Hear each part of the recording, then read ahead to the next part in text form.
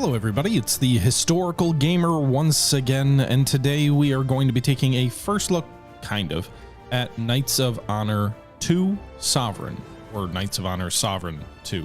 I think it's Knights of Honor 2 Sovereign. This is a sequel to Knights of Honor, which was it's like an old PC game that was kind of a classic, and this is a game that kind of is not quite as family management-y as Crusader Kings, but not quite as RTS-y as Total War. Sort of in between. If you're looking for Total War battles, it's not going to get you satisfied there. The battles are a little bit simplified. But if you're looking for something like CK with some element of tactical battles, then it's kind of an interesting in-between, I would say there. That being said, this is very much a medieval sort of kingdom management game with dynastic elements, and yeah, we're gonna take a look at it. It came out in December of last year. Initially, when it came out, very mixed reviews, some criticisms of AI and some just sort of playability elements of the game. It's got over 2,800 reviews now, and it's mostly positive, so it seems like things have trended in the right direction. And, you know, I've been thinking about playing this for a while, and frankly, right now, there's not a lot out there where I'm like, ooh, I want to play that. So I figure, why don't we go ahead and give this game a look? We actually did stream this last night on my Twitch channel, and this is not footage from that because I got rocked. I made an ill-advised decision to go to war, and woof, it went from looking good to 3 other kingdoms joining an alliance against me. And I had half of my kingdom in complete ruins. I had no more peasants or anything like that to raise for soldiers. It was going to be a long slog to get back. And I figured, you know, let's start a new playthrough. Maybe we'll stream this, you know, in the coming days after this video airs on YouTube. But if you want to see that stream and how badly it went, there's a link in the description of my Twitch channel. The VOD is available in its entirety over there. But let's go ahead and jump in. We're going to play a new campaign. You can see this is basically a game that looks at all of Europe and then also North Africa and the parts of the Middle East. Turkey, sort of the Holy Land areas, and then out toward Persia, but not quite all the way east to India or anything like that. So there's a little bit of the Middle East that's not there because it doesn't get you all the way to the end of Persia.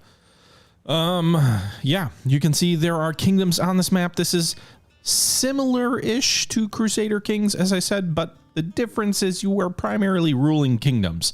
It does give you some options to like customize the size of your kingdom in a historical way. You have 3 starting dates as well. We're going to start at the first one in 110 AD. We're going to play a normal difficulty, kingdom level, historical kingdom size, balanced kingdom standing. We're going to go ahead and go with historical king, so like our historical ruler, if you will. We'll have max building size set out to 10. I don't really know how hard it is to hit 8 or whatnot, but I like the idea of a little bit more flexibility in terms of how we build. Normal aging speed for our characters, and espionage set to full, which I don't really know how espionage works, but it's there. You can see again, like I'm playing as France, or I'm playing as Toulouse, or I'm playing as Aragon. So like, again, it doesn't go quite to the micro level that something like Crusader Kings would do in terms of kingdoms, but it's interesting nonetheless. And we're going to play again as Aragon, a kingdom in the Iberian Peninsula. You can see here Aragon is named after the river of Aragon, which flows by its lands. It was originally a Carolingian county. In the first half of the 9th century, it became a vassal state of the kingdom of Pampellonia, now known as Narva. On the death of the Narvese king, Sancho II, in 1035, his country was divided. Maybe by sheer chance, Aragon became a separate kingdom, although its first king, Ramiro, never accepted that title. Despite that, Ramiro fought and won the full independence of Aragon. His son Sancho called himself the King of the Aragonese, and soon extended his dominions south, conquering land from Al-Andalus and fighting for the Christian reconquista of the Iberian Peninsula. So you can see here we're Aragon, which historically I believe eventually merges with Castile to form the Kingdom of Spain, but this is in the period before the full reconquest of Spain from the Muslims. You've got the Almoravids here in the south. You've got an independent Catholic kingdom of Barcelona, which has a province of Marseille and Barcelona in it to the east. You've got a small version of Portugal off here to the west, and a small independent kingdom of Galatia in the northwest of the Iberian Peninsula. We are playing as Aragon. Our culture is Spanish and Latin, and our religion is Catholic. Let's go ahead and jump in. And here we are. So let's go ahead and pause. This is strange because we start in the 110 AD section, but I have yet to see anything where it actually tells you what the year you are in. It's almost like it's just a timer and the game goes and whatever. So I don't know what the deal with that is, but you can see this is the game map here, zoomable by using your mouse wheel. You can see we have 2 provinces as the Kingdom of Aragon so far. We've got Pamplona up here in the north, and we've got Zaragoza down here in the south. There seems to be some level of randomness in terms of how your kingdom is set up as, because in my previous playthrough on my live stream last night, Pamplona is where my king started off, and it was by far our largest city. In this case, Zaragoza is actually our largest city, although last time when I started, there were 10 population in Pamplona and 5 in Zaragoza. This time it's 8 in Zaragoza and 7 in Pamplona, so things a little bit more even. You can see here there's one major city in each province, but there are then like I don't know if I call them buildings, but like you can see there's a town here and the monastery in Narvaja. There's a village in Narvaja. There's a crop farm in the province of Narvaja, village in Narvaja, crop farm in Narvaja, and then you've got the actual sort of castle and major city at Pamplona, all in this province. Similar down here in Zaragoza, you've got a mine, which that should be nice. That'll give us some resources. A cattle farm, crop farm, herb garden, crop farm, and monastery. So you can see there's different things here. These can be individually pillaged and burned and destroyed by invading armies or even just rebels. So that's something you definitely want to make sure that doesn't happen, because those are sort of the engines of your economy. You can see the settlement here at Zaragoza. Its features as 1 monastery, 2 crop farms, 1 coastal settlement, what does that do? Settlements of all types are considered to be coastal as long as they're situated near the shoreline. Provinces with well-developed seashore buildings benefit from these establishments greatly. You've got herbs and spices, which are gathered here. Beeswax used in the making of candles and ropes. You've got silver ore in the mine, so that's nice. That should be good for coins and gold. Iron ore, cattle, and mineral deposits, all in this province. If we go and take a look at Pamplona, we've got 2 villages, 1 monastery, 2 crop farms, 2 coastal settlements, sort of on the northern coast of the Iberian Peninsula. Large rivers, which influences fishing and trading. Hills and mountains, which I assume makes defenses easier. And then sulfur deposits, which can be used for creation of different goods. So that's the map that we currently inherit. Let's take a look at some important things on the map. First, or on the screen. First, up at the top right is your treasury. Gold is sort of the central thing on how you build everything. Go figure. Money's important. You can see here, currently we're increasing our balance by plus 36. So we've got a surplus. I don't know, and apparently stockpiling a lot of gold results in inflation. So there's negatives if you just stockpile tons and tons and tons of stuff. I don't know what that 36 is. Like, is it 36 gold a minute, 36 gold? I don't know, but it does tick up gradually. It's not just like a chunk of 36 at a time. Then you've got books up here, which improves the skills of our knights in our court, giving us traditions as well. So basically this is a resource you can build. It's kind of like mana, but it unlocks different things. You've got religion, which again has a cap of 1,000. So it's kind of, again, there's sort of a mana element to it. Clerics in our kingdom use it to perform activities for the crown. You can see right now we're gaining 4 piety income, 3 book income. You've got commerce up here, which is maintaining trade activities, so you can open up trade routes and trade agreements and things like that. Right now we've got a 26 capacity of commerce. We have 2 trade agreements signed, no merchants currently trading. We don't have any merchants right now. We'll get into that in a second. We've got 11 food income. Food is something that's very important to keep the risk of revolt low, and you can increase food production in your provinces, but obviously, especially for the peasants, very, very important basic foodstuffs and whatnot that you need to meet. And then you've got kingdom levies. So you got a base income of plus 10 of those, plus royal lands. There's 2 provinces directly under our control, so they're generating 6 as well. That's how you raise armies and stuff. Meanwhile, in the center here, this is us. This is the King Alfonso I of Zaragoza. This is our character. You can see we have a level 4 martial trait, so pretty good. 4 out of 5. I imagine that means he's a good general. Not great on the economy. 1 star out of 5. Very bad at diplomacy, no stars there. Good-ish at religion, 3 out of 5, whatever that means. And then you've got very good at espionage, 5 out of 5 stars. I don't really know how to use espionage yet, but something to consider. Currently, Alfonso is a governor at Zaragoza, but we could replace him if we think he's bad at that. And maybe he is. I don't know, because he doesn't have a high commerce skill. Nonetheless, you can see the king's effects are +1 in settlements, plus of each of those traits here, 1 gold, 1 commerce, 1 wheat, 1 religion, 2 levies, and 3, I guess, is that levies? What is this? I can't tell. It's like 2 different forms of levies or something. Or this is peasants, so it's like population growth, I think. And then siege defense, so there's that. All right, so there's that stuff. You can see again here, this is Argoza's producing 12 gold, 1 book, 2 piety, 10 food, 6 commerce, and 6 levy. You can see Pamplonia is producing far less because this is where our king is, and so he gets all those bonuses that we showed. One of the really important things is up here on the top left. This is Crown Authority. Right now, Crown Authority is at 0, so there's like a negative and a positive. As Crown Authority goes up, stability can go up, but it can also piss off your nobles. Nobles are not big fans of high Crown Authority. You've got your individual groups here. There are 5 different groups of people in your kingdom: nobility, army, merchants, clergy, and peasantry.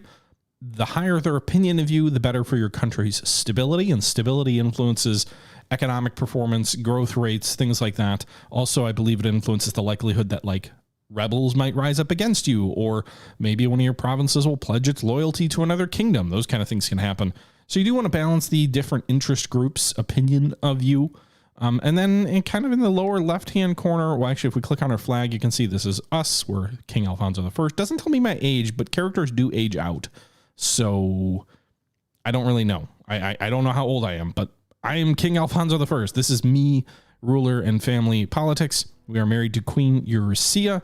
She is from the Castilian kingdom, so she is actually the daughter of the Queen of Castile. So we are tied by blood. We have a kinship relationship with Castile, who we are very friendly with. So royal relationships matter. Down here in the lower left, more important screens, you can see province overviews here and a bunch of different stats and whatnot. You can also see great powers. This is sort of the ranking of the different countries, if you will, sort of like where you rank within the game at different things like politics, conquest, culture, society, and wealth. You've also got a royal family tab here, which shows you our family. You can see here that here's us, the king. Here's our wife. We have no siblings yet. We have no relatives yet.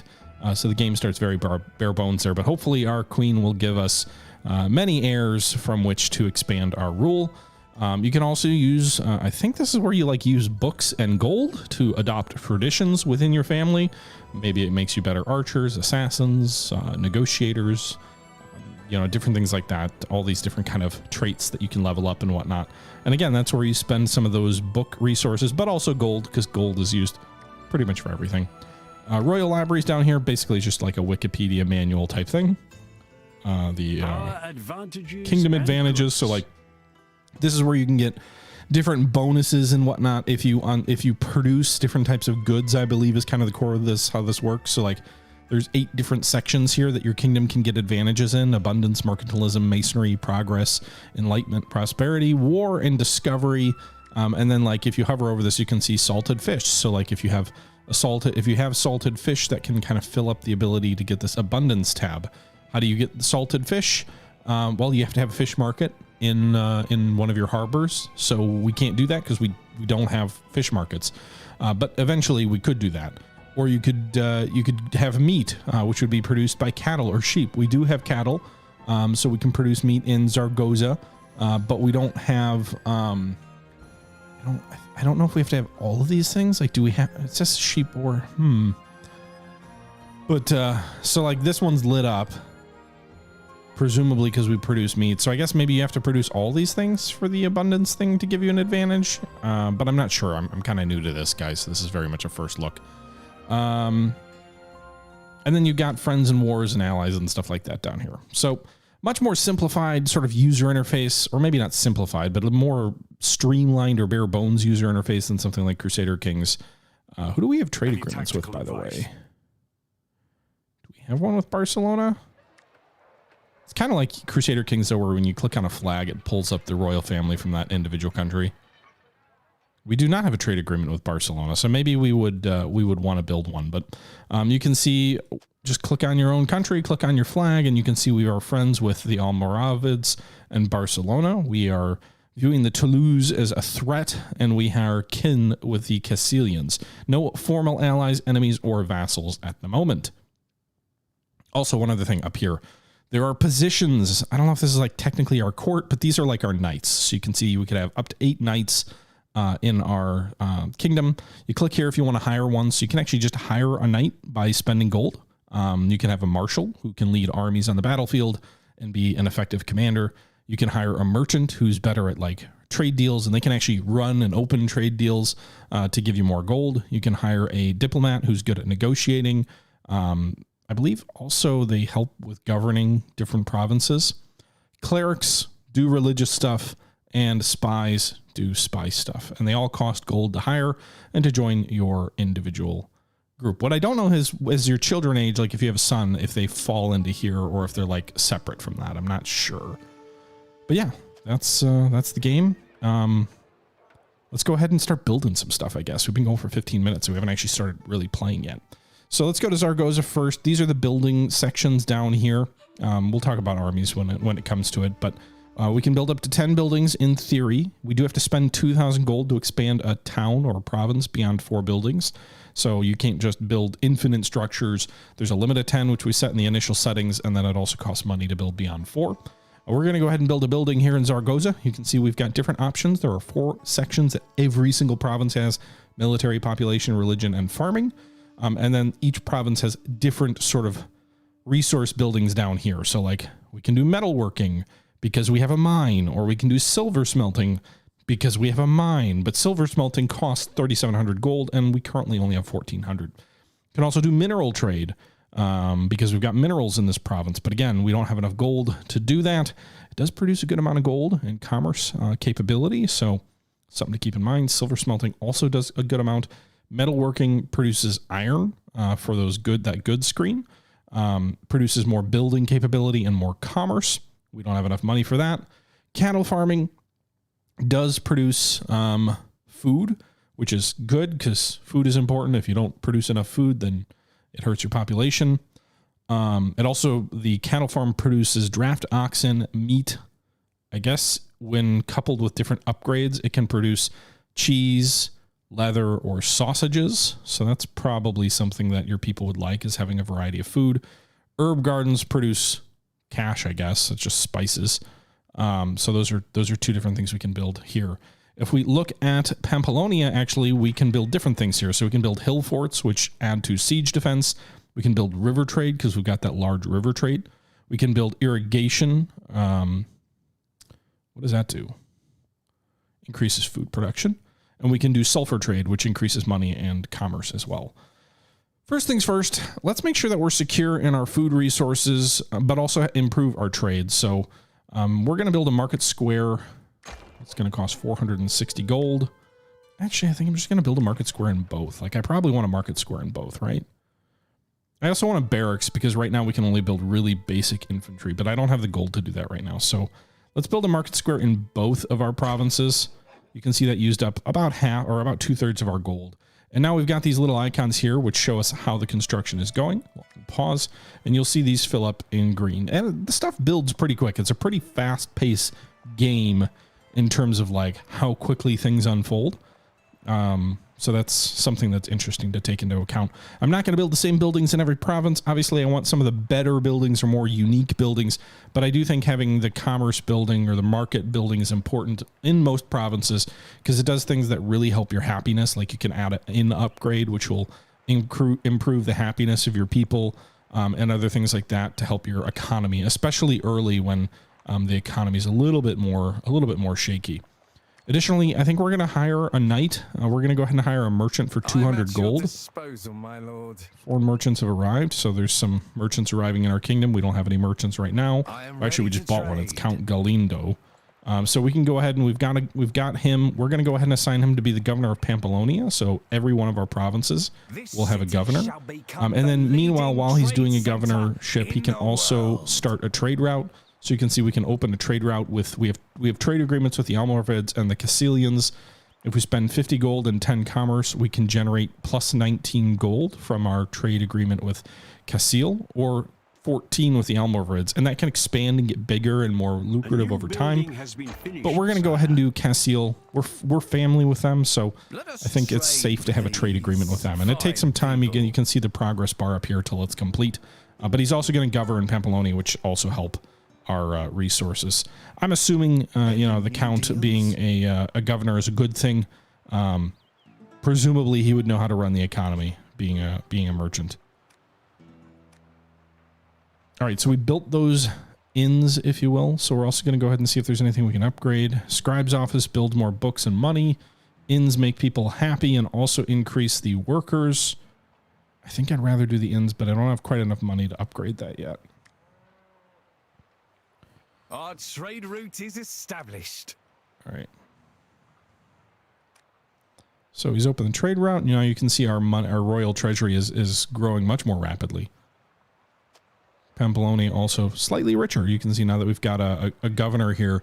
This gold level was really low, right? But we got a +5 because he's our governor there. He doesn't add any books. He doesn't add any piety because he's not that kind of a governor. He's really a merchant. But the only thing he really does is add a bunch of gold because he's a merchant. If we had a marshal, they might add more levies. If we had a cleric, they might add more piety. So different governors can have different sort of traits or capabilities. But again, you can hire more people. We can have up to 8. The only thing is he does have a wage. So I do believe we have to pay him. I'm not sure where. Maybe not. Maybe you don't pay a merchant. You do pay certain types of people. See, a merchant just costs money. So if we were to raise a second one, it'd actually cost 500. The first would cost 200. But a marshal has a wage of 5 gold per. So diplomats also have wage, clerics, and spies. Merchants, I guess, are the only ones that don't. Kind of makes sense. They're generating more than what they would cost. Okay, so we're up to 600 gold. Let's go to Zaragoza here. Let's go to the market square. We can take a look at an upgrade. So we're going to go ahead and upgrade our market square to include inns. Inns increase the commerce production in your kingdom. They also increase the worker production, and more importantly, it's a +2 happiness. So happiness also influences stability within a province, and then I assume overall across the board. So you can see Zaragoza is already +2 happiness. Maybe we don't need to build an inn then there in that case. Maybe a scribe would be a better deal. It increases money and books. We're a little bit low on books.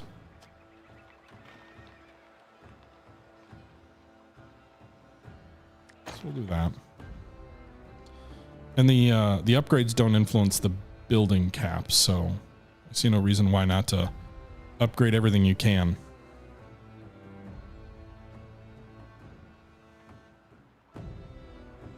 You can see these different icons represent what the individual parts of the these different cities or towns or whatnot are producing within your province.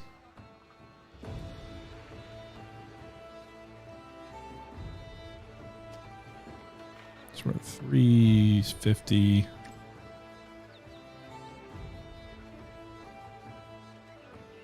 Maybe we also build a church. It improves books and clerics. Also eventually can produce ink. Crop farming produces food.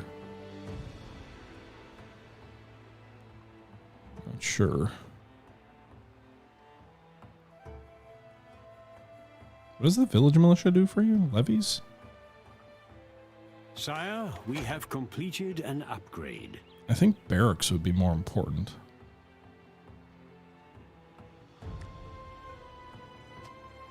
So we upgraded the inn, or we upgraded to have a scribe.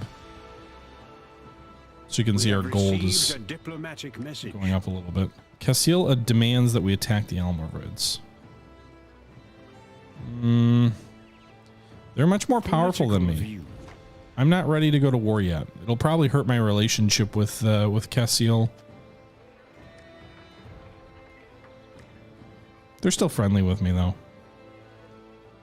You know, listen, you know, brother-in-law, I'm not really ready to do that yet. Thanks for reaching out. I appreciate the call.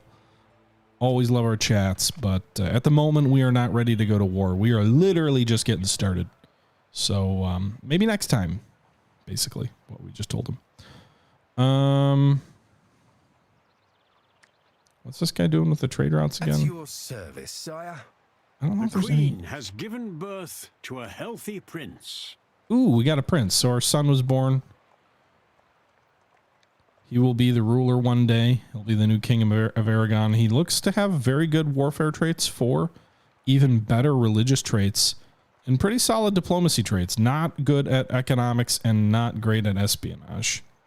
So we can educate our son. We can also hold a feast, but I don't currently have enough money to do that. Now I do though. So wait, what does this mean? Let fate. Oh, sorry. Okay, so can I hold a feast? Oh, we got to pick what we want to educate him in. He's already 4-star general. I don't really know. If we educate him with the faith, peacefully end disorder in a province, convert the religion of a province, visit Constantinople and Rome, and increase relations and piety and book production. I don't really understand. Like, that's his best trade is religion, but I'm going to train him in martials. So we'll educate and hold a feast. By holding a feast, so you can say like, oh, you just spent 800 gold. That was a lot. But because we were generous to our people in holding this feast, it made the nobles happy with us. So it was a +2. And then also the peasants were sort of impressed by the free food and the coin, and they were very appreciative of that. So you can see actually up here, the nobility opinion went from 1 to 3, which reduces the crown authority cost. It increases the cost of bribing our knights for like other countries if they're trying to bribe us, increases our espionage defense, and increases our influence. We don't have any opinion with the army. Merchants have a +1 opinion of us, which influences trade income, profit from colonies, espionage, and influence. Clergy has a +1 opinion of us, and then peasantry has a +3 opinion of us, thanks to us just having that feast. This opinion goes up and down based on events and things that you do. You can see kingdom stability is +1. Stability influences growth rates and things like that. So, you know, that can influence how quickly like cities and towns and things like that can grow, I believe, in any event, or like production or things like that. So these towns are maxed out at 7 of 7 and 8 of 8 right now, but they can grow and get bigger over time. We do have 400 gold. Do we want to maybe upgrade this? I don't see any reason not to do a scribe's office. Or did I already do that in both?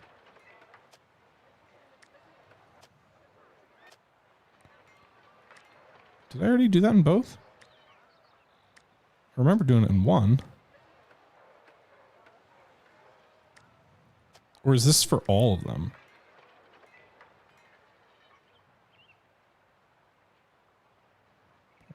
But we've already done it.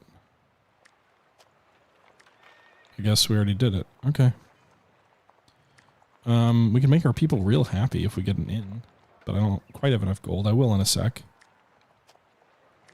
So we're really going down the appease the people route. So we're going to go ahead and build an inn in Zaragoza. Remember that. So actually this is for both then, isn't it? Whoops.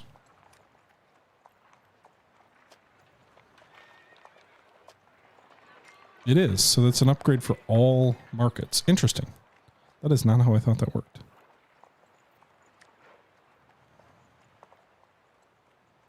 That's cool though. So we're going to have really happy populations. We're going to go from 3 to 5, I think. Or that, I guess that's the regional stability. By the way, you can see these are armies moving around the map. So you can see 2,400 men. Archers and peasants moving here near Burgos.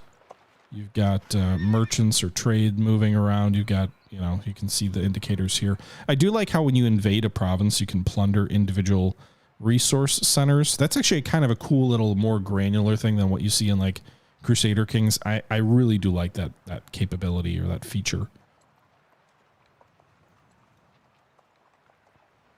Okay. So how's this going to influence things when we get the end completed? It's almost done. An upgrade has been completed, my lord. A diplomatic message has arrived. What does Cassiel want? We both might benefit from a non-aggression pact. However, it's clear that Aragon needs more, so we can sign such a pact only if you meet our demand of goodwill. Appreciate if you could attack the Almoravids. No. Stop trying to get me to attack the Almoravids or whatever. The world at your fingertips.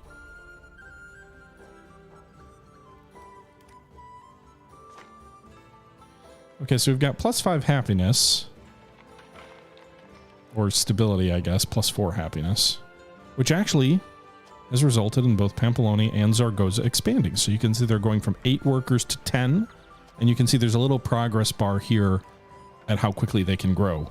This matters too when you start raising soldiers, because armies consume those workers. So if I was to hire a garrison unit here, it does cost wheat. Is there an upkeep? There is. The upkeep is just food for peasants. That's interesting. So you can see this will consume 3 workers if I do it, which actually might not be a terrible idea because, I mean, I don't love the idea of a peasant army, but most of the armies early in the game are peasant armies. And part of the problem becomes once you take casualties, the ability to replace your losses really quickly is limited because you usually burn through your workers when you first raise your soldiers. So if you have a standing force, which is not very historically accurate, but if you have a standing force, then I can get these workers back up toward 10 while I already have troops ready and in the field, which would give me a much better ability to resist in a combat scenario. So we're going to go ahead and do that. We'll raise 1 peasant. You can see it just dropped it to 5. We'll raise 1 in each province. So that'll give the game time to, there's enough waiting that we got to do to get the workers replaced.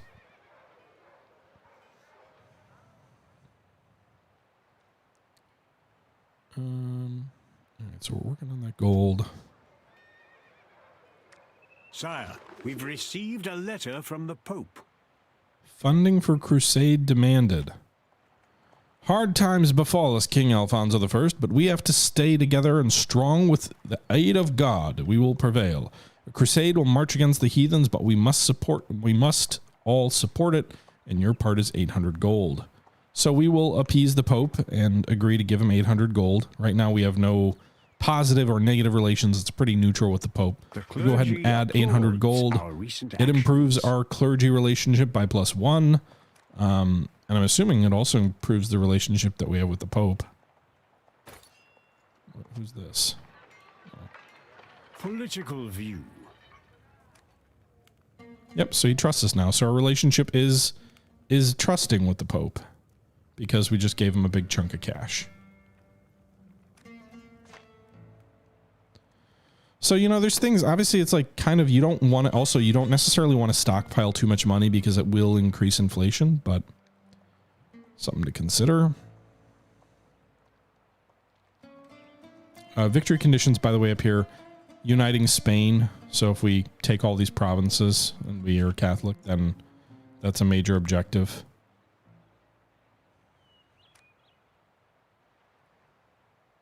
We have received a diplomatic message.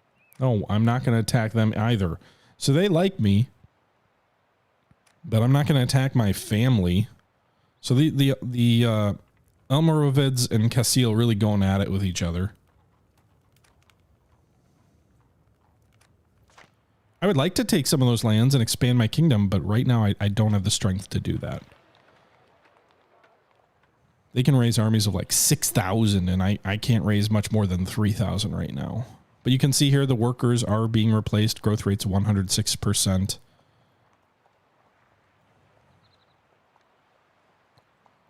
400 gold. I should build a barracks.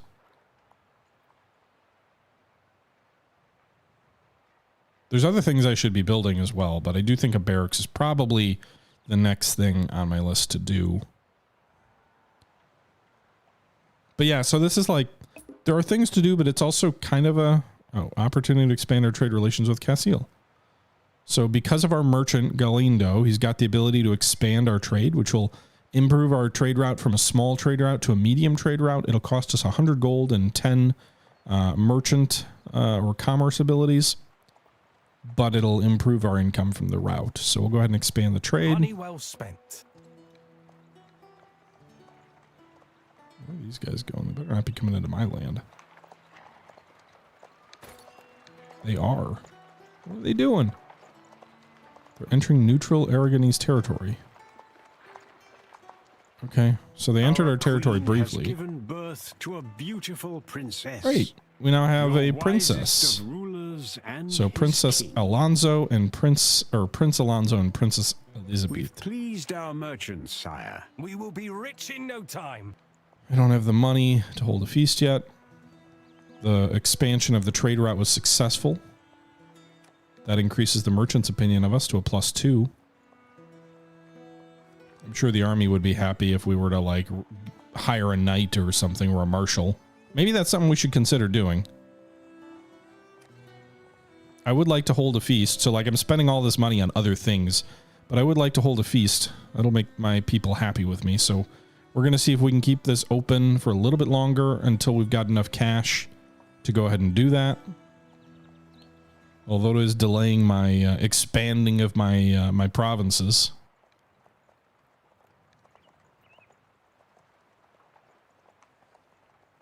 Oh, I can't do it anymore. Must have had a time limit. Looks like it went away. Well, I guess we got to do stuff with gold. Again, I did want to buy a barracks. Probably the next thing we do. I'm not going to raise too many peasants, but I do think we are going to raise one more peasant squad in each of our cities.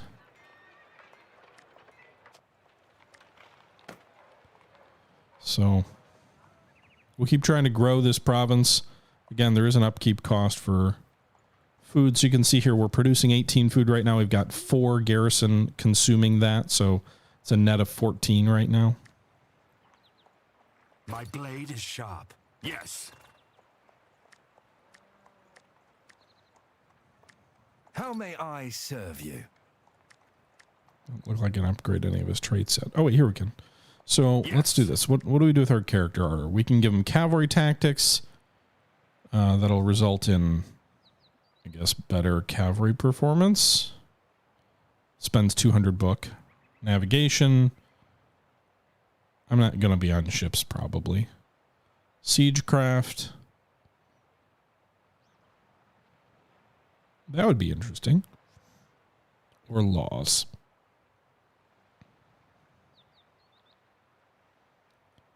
Let's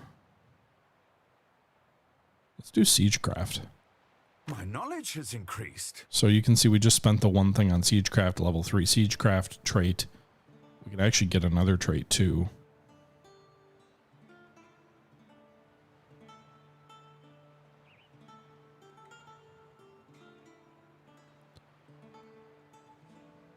Strategy improves army travel speed. We're going to do the cavalry A new tactics. tradition can be adopted.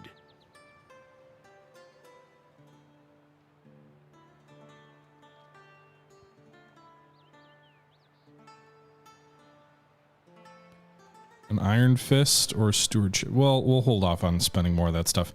It did say a new tradition can be adopted. Is that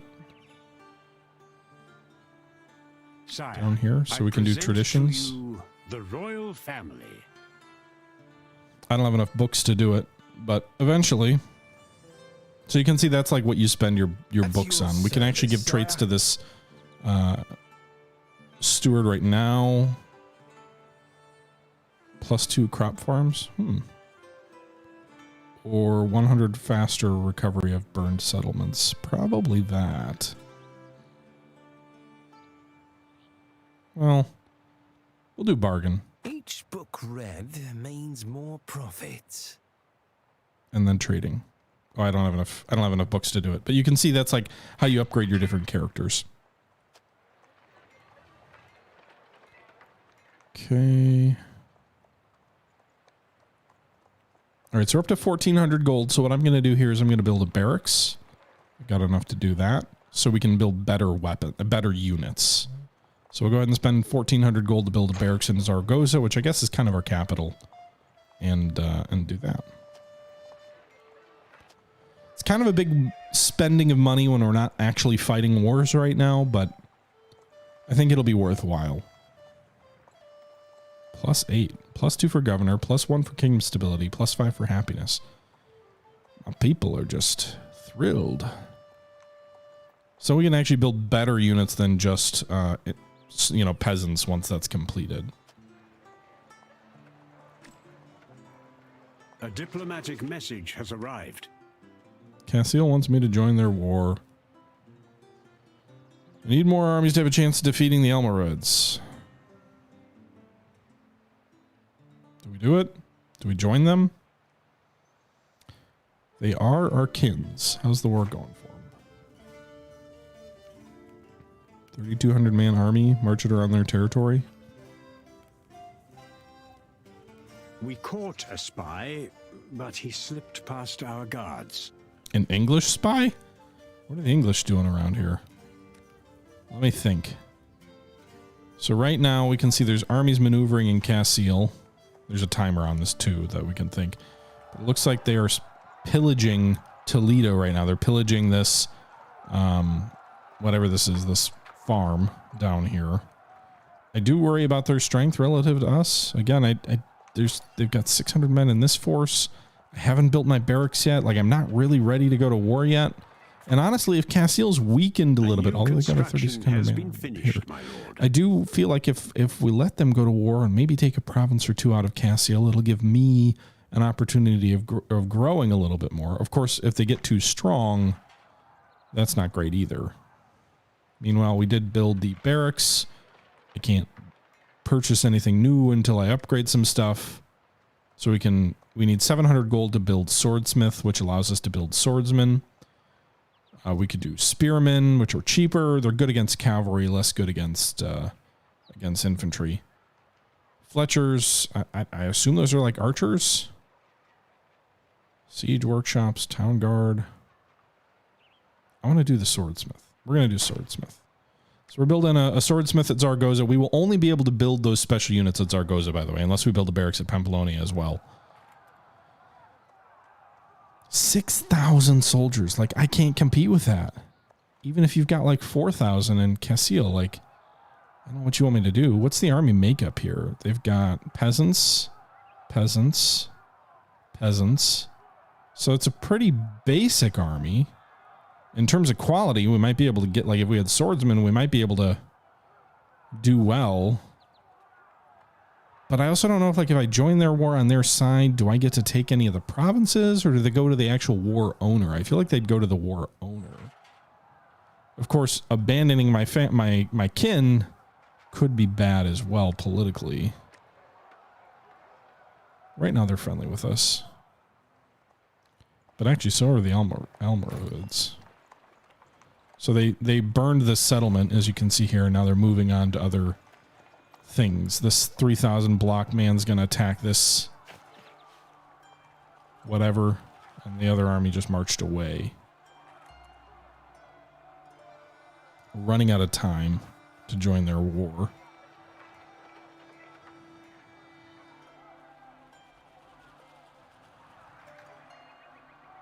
Did we ever find out where that crusade was going?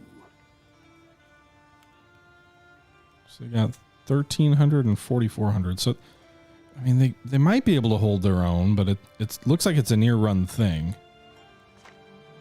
They're not trying to siege Toledo for what it's worth.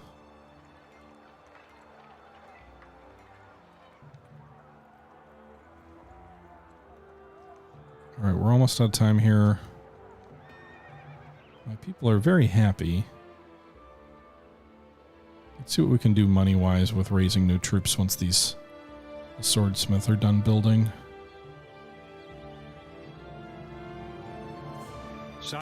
We have completed an upgrade. Okay, let's pause. So we have 8 workers here. A light infantry. So it's light infantry. They're not just swordsmen. So I'd need better stats for heavy infantry. But light infantry, presumably very good against peasants.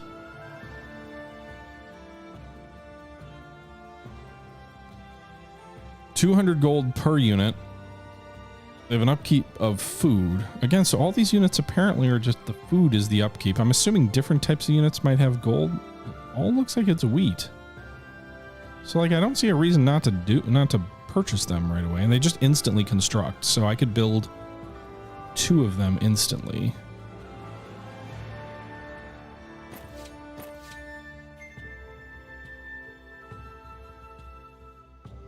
So we would have a force of 400, 800, roughly.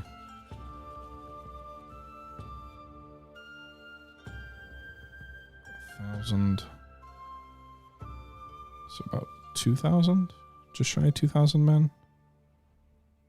We could raise a force of about 2,500 men once they're all completely raised. To go up against peasants. They all appear to be peasants, minus the heavy cavalry unit.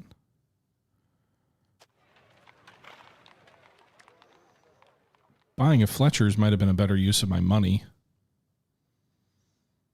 But yeah, do we do it? Because we're almost out of time here to join their war. Does it tell us how the war is going? The world at your fingertips. So like they've got 3,000 there. Well, that's Elmer. They got enough men here to beat this army. Question is, what happened to the other army? And I mean, the Elmerids they're a big kingdom, so like they might well have a lot more troops. What I will say is they are fighting a bunch of enemies. So they're fighting Castle. They're also fighting Air, which is in a North African kingdom. They're fighting Portugal, so that's also on this province here. And they're fighting Galicia. So they are fighting sort of the Spanish kingdoms pretty much, with the exception of us and Barcelona. They also have the Murcias as vassals. So they're fighting on their side, but that's just right here. So I think what we do is we do fight this war. But I think we will fight this war in our next video. We've been going for almost 50 minutes now. So we're going to wrap this video up here. I hope you guys are enjoying my first look at Knights of Honor Sovereign 2. And we will pick this up next time with the beginning of our first conflict, I suppose. Until next time, though, this is the historic... What is this guy? Thumbs down. You will have no benefit from this. Oh, so our advisor, our merchant, does not want us to go to war. Interesting. Okay. But yeah, that's going to do it for today's video. Thanks again, guys, for watching. Hope you guys are enjoying. And until next time, this is the Historical Gamer saying thank you very much for watching. And until next time, we're out.